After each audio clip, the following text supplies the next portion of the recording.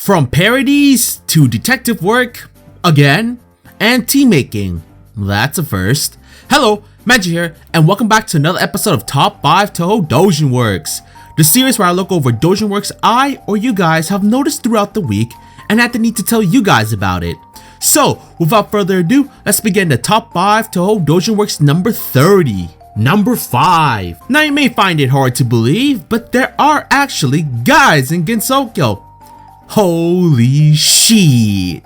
Who would have thought? Anyway, we're gonna talk about a doujin work that features the only male homie we have there. Rinosuke manga created by Hidefu Kitayan, suggested by Datlin. At least the title clearly explains what it'll focus on. Pretty much it follows Rinosuke and the shenanigans he has to deal with when it comes to the girls. Some of the other cast involves Aya, Sakuya, Reimu, and Marissa to name a few. It's a more comedic story which isn't afraid to troll the girls here. This is another story I actually read before I took my channel very seriously, so I have a soft spot for it. Let's just say if you have the time to read 31 pages of it on Dumbro, then you're a real trooper. Either way, you're going to be entertained, which is the important part. Number 4. If you've been watching my Interesting Touhou Facts series, then you'll know I've covered facts for a lot of characters. One of them happens to be Gensokyo's human recorder, a Q. And it just so happens that this next work will be focusing on her. Q's copyist, created by Nakatani Neo, starts out with a Q at the school with Kane talking to her. A Q notices the children are reading books during their breaks. Kane notes that it's been a trendy thing because of those detective novels. They're written by Agatha Chris Q. If you've watched my episode with a Q, you know full well that it's her, but not everyone knows it. So a Q tries to play it cool and reads the book. The twist, however, is that a Q didn't write this book. Immediately, she heads to Kozuzu's place and explains that someone's been copying her works without permission. And let's just say that our little shopkeeper has been a little influenced by a certain ordinary magician. Q is wary that Kozuzu isn't being fully honest, and only after ripping apart the copycat book did Kozuzu angrily reveal it was her. I'll leave it at there as I want you guys to learn why Kozuzu did that in the first place. It's a simple but enjoyable work. Not only that, it kinda goes meta at the end that I'm sure those in Kozuzu's position might have thought in the past. Number 3.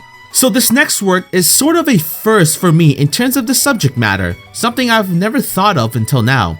Come Back Anytime, created by Poprication, starts with Reimu waking up and grabbing herself some tea. And soon enough, everyone starts teasing her about it. As everyone continues with their conversation, Reimu suddenly gets a flashback to the past. This involves a much younger Reimu and Marissa. From the way they're speaking, it appears they've just started being friends. Marissa takes a sip and exclaims that it's shitty, gross tea. Hey, her words, not mine. Marissa berates her for failing on making tea, and it gets a little saddening hearing Reimu's excuse. Trying to avoid that mood, Marissa decides to teach Reimu on the delicate art of tea making. And I'm not gonna lie, it was a pretty legit guide. I learned stuff like the portion amounts for one person, variety and temperature, how the temperature can affect the taste like sweetness and umami. Not only that, learning how having the heat too high releases the sour and bitter parts. There's much more Marissa goes into detail when making tea that I couldn't do justice. So if you ever wondered what the best and optimal way of making tea was, then you might want to check this work out. Number 2. Again, I believe this is another first when it comes to subject matter, and in this case, reviewing a sequel. This work will involve both the Shinigami and Judge. The New Year's Day Temple Bell incident, created by Yuki Ishii, suggested by Plasma P, starts off at the Miurin Temple. It's the end of the year and Byakuren notices something. We then transition to Komachi and Eiki at a beach. I gotta admit, that's quite the transition, alright. Even the bloody Judge agrees with me here, and Komachi explains it's a dream. Jeez, I can only imagine whose dream this is. My prediction was correct, but not with this circumstances, that's for sure. We see that Byakuren appears and Komachi is getting serious. Except it was all for naught. We learn the reason Byakuren came was that the Miurin's temple bell was stolen, and she was hoping to get Eiki to assist her in figuring out why someone would want to bloody steal a bell. I gotta admit, that's a very good question. Maybe some people were bored. Very, very bored. I'll leave it there as I want you guys to see how Aiki figures this out, and I was impressed at how she did it. Hopefully you guys think so too. Number 1. To finish off this episode, let's kick it off with a very heartwarming story. Twinkle Twinkle Little Sister, created by Millet Soup. It starts with Flandre talking about a holiday, I think that's what it is anyway, called Tanabata, and pretty much Flandre wants to celebrate it, which is nice and all. The plan was to write the wishes everyone wanted and hang them up on some tree. Yarormyr decides it's better they step it up, and they do so by using Flandre's wings to attach the wishes.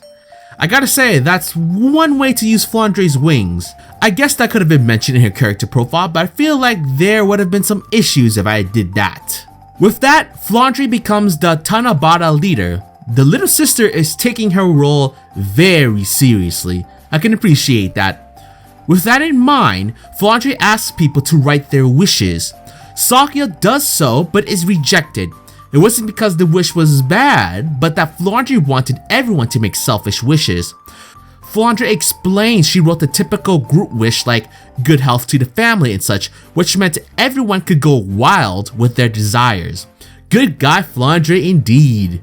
So people decided to be selfish here, like Mei Ling wanting the flowers to bloom beautifully, Sakya brewing the most delicious black tea, interesting books on Patchoulie's side, even though she stole that idea, and probably the best of all, Kowakuma's. I wish for everyone to make out, especially Patchouli-sama. Yo, man, Kowakuma MVP of all time. I'll leave it at there as the story is much more fun to read fully. But yeah, hopefully you guys enjoyed this episode. Which doujin works are you going to check out later? Are you down to see the daily life of Rinosuke? Would you love to learn the art of making tea? Or are you down to see Flandre, the Tanabata leader, do her job?